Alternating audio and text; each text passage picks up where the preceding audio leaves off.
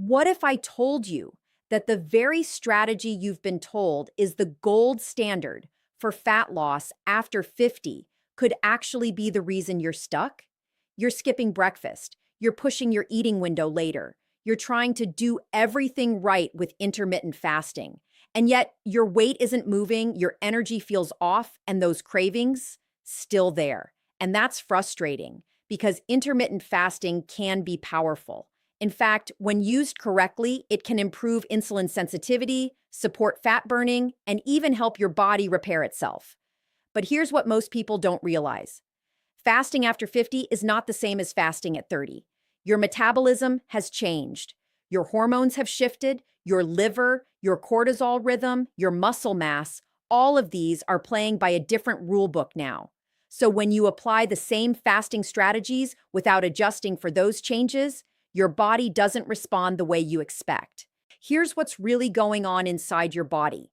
Instead of unlocking fat burning, your body may be holding on to fat as a stress response, slowing down metabolism to conserve energy, increasing hunger hormones like ghrelin, and even breaking down muscle instead of burning fat. And that's the part no one talks about. But today, we're going to fix that. In this video, I'll walk you through 7 hidden reasons why intermittent fasting fails after age 50, and more importantly, how to correct each one using simple, science-backed strategies, because once you understand how your body actually works now, everything starts to change.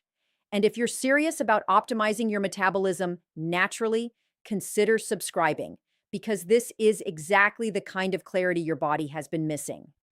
Before we go deeper, let's map this out clearly, like we're standing in front of a whiteboard. Here are the 6 science-backed reasons intermittent fasting often fails after age 50. Your cortisol is too high. Fasting becomes a stress signal, not a fat-burning signal. Your insulin is still elevated, meaning your body can't access fat, even in a fasted state. You're losing muscle, not fat, slowing your metabolism further. Your liver is sluggish or fatty, blocking proper fat metabolism. You're under-eating nutrients, especially protein, electrolytes, and minerals. Your fasting window is mistimed, working against your circadian rhythm instead of with it. Each one of these is a hidden metabolic roadblock. And here's the truth. Most people blame fasting when it doesn't work, but fasting is not the problem. It's the metabolic environment you're fasting in. Now let's break this down, step by step. Let's start with one of the most overlooked reasons: cortisol. Here's what's really going on inside your body. Cortisol is your primary stress hormone. It's designed to help you survive, to wake you up in the morning, mobilize energy, and keep your blood sugar stable. But after age 50, something changes. Your body becomes more sensitive to stress signals, and fasting, especially long fasting windows, can be interpreted as stress. Let me explain this with a simple analogy. Imagine your body is like a backup generator. When food is scarce, cortisol turns on the generator to keep things running. It raises blood sugar, breaks down stored tissue, and keeps you alert. That's helpful in short bursts. But if you're fasting too long, too often, that generator never shuts off. Now here's the problem. Chronically elevated cortisol raises blood sugar, blocks fat burning, increases belly fat storage, disrupts sleep, and increases cravings later in the day. In fact, research published in journals like Psychoneuroendocrinology has shown that prolonged stress, and yes, even dietary stress, can impair metabolic flexibility and promote fat retention, especially around the abdomen. So instead of burning fat, your body is protecting it. If you're over 50, your fasting strategy must become cortisol aware. Here's how to adjust. Start with a 12-14-hour fast, not 18 to 20. Avoid aggressive fasting if you're already stressed, sleep-deprived, or overtraining. Add morning protein if needed. This can lower cortisol spikes. Prioritize deep sleep. This is when cortisol resets. Use calming inputs: walking, sunlight, magnesium. Because the goal is not to force fat loss. The goal is to make your body feel safe enough to release fat. And if this is helping you see fasting in a completely new way, consider subscribing. I break down complex metabolism topics like this every day. Now, let's talk about one of the biggest misconceptions. If I'm fasting, my body must be burning fat. Not necessarily, because here's what's really going on inside your body. Fasting only works if insulin is low. Insulin is the hormone that decides whether your body stores fat or burns it. When insulin is elevated, even slightly, your body is essentially in storage mode. Let me explain this with a simple analogy. Think of insulin like a fat lock. When insulin is high, the doors to your fat stores are locked shut. When insulin drops, those doors open and fat can finally be used for fuel. Now, here's where it gets tricky after age 50. Even if you're not eating, your insulin can still stay elevated. Why? Years of insulin resistance. Hidden blood sugar spikes, especially from late-night eating. Poor sleep increasing glucose levels. A fatty or sluggish liver releasing stored glucose. So you're fasting, but your body is still behaving like it's being fed. That means fat burning is blocked. Energy levels stay unstable. Cravings increase, and weight loss stalls. What the research shows is that individuals with insulin resistance often have delayed insulin clearance, meaning insulin stays elevated longer, even during fasting periods. So the issue isn't that fasting doesn't work. It's that your body isn't metabolically ready to benefit from it yet. If you want fasting to actually unlock fat burning, you need to lower insulin first. Here's how to do that. Shift to a low-carb or ketogenic approach. This reduces insulin at the root. Avoid snacking, especially at night. Use apple cider vinegar before meals, can blunt insulin spikes. Focus on whole foods, protein, and healthy fats. Walk for 10-15 minutes after meals to improve glucose clearance. And most importantly, don't extend your fasting window until your body can actually access fat. Fix insulin first, then fasting becomes powerful. If this is starting to connect the dots for you, consider subscribing, because this is where most people get it wrong, and it changes everything once you understand it. Now, here's a truth that surprises a lot of people. You can be losing weight and still getting less healthy, because if that weight is coming from muscle instead of fat, your metabolism is actually slowing down. Here's what's really going on inside your body. After age 50, your body naturally begins to lose muscle, a process known as sarcopenia. This can accelerate if you're fasting too aggressively, you're not eating enough protein, you're not stimulating your muscles with resistance. Let me explain this with a simple analogy. Think of your muscle as your body's metabolic engine. The more muscle you have, the more calories you burn, even at rest. But when you fast for long periods without giving your body the right signals, your body doesn't just burn fat. It starts breaking down muscle for energy. Now here's the problem. Less muscle, slower metabolism, fewer calories burned. Fewer calories burned and fat loss stalls. And over time, your body becomes more efficient at holding onto fat. What the research shows is that adults over 50 who consume low-protein diets during calorie restriction lose significantly more lean mass compared to those who maintain adequate protein intake.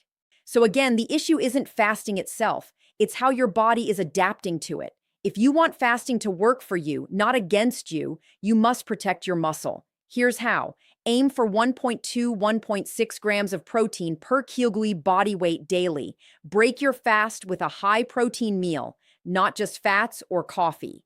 Add resistance training 2 to 3 times per week. Even light weights help. Avoid excessively long fasts, especially 20+ hours regularly.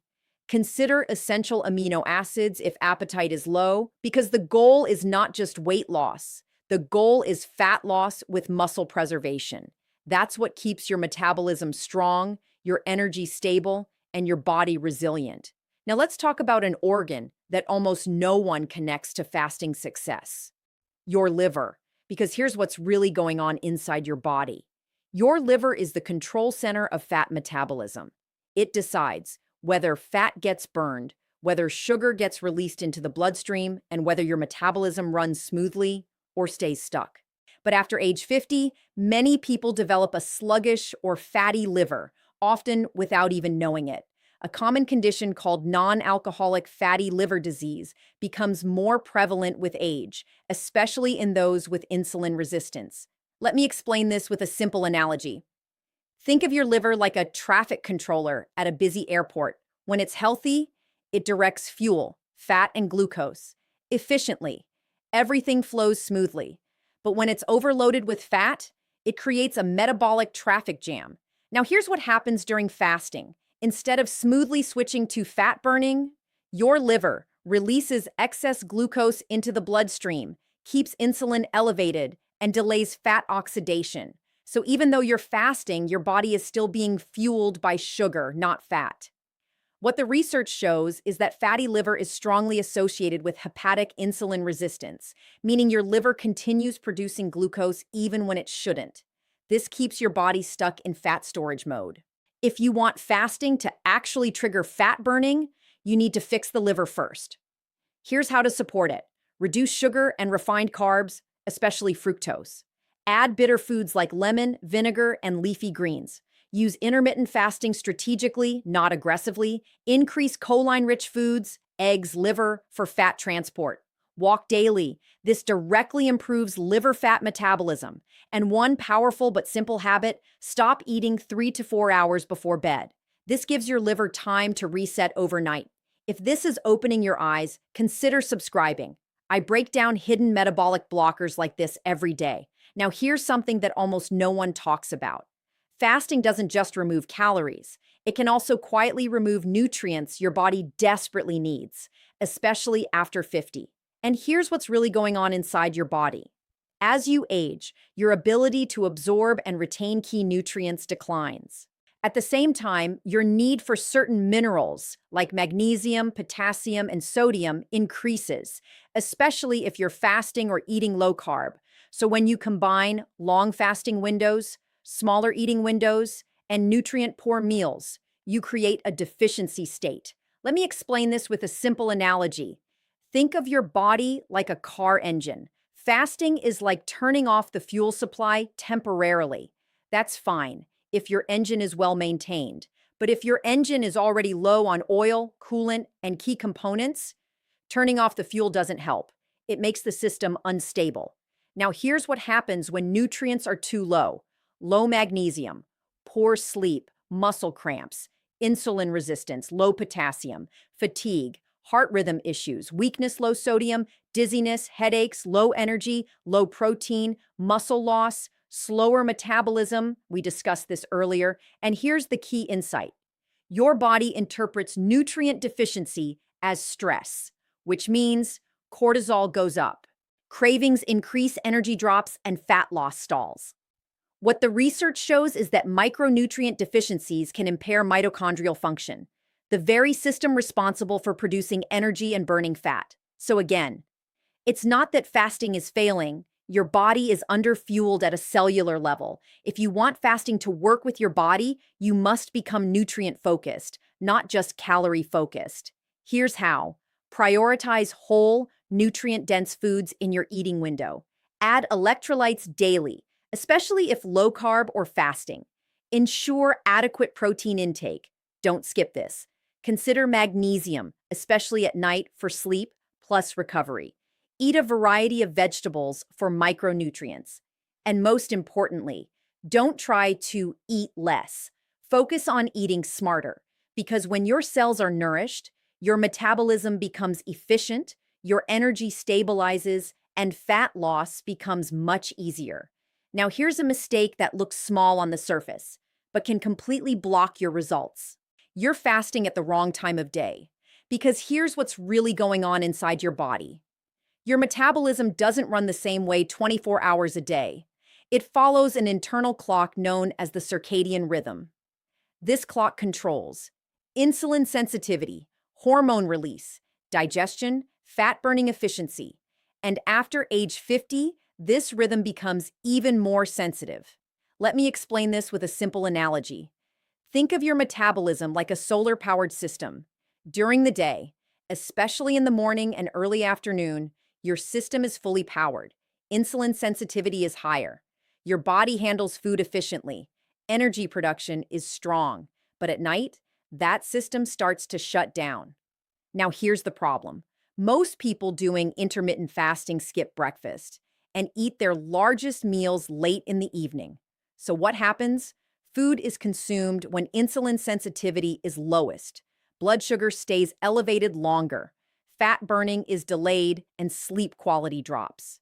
You're working against your biology.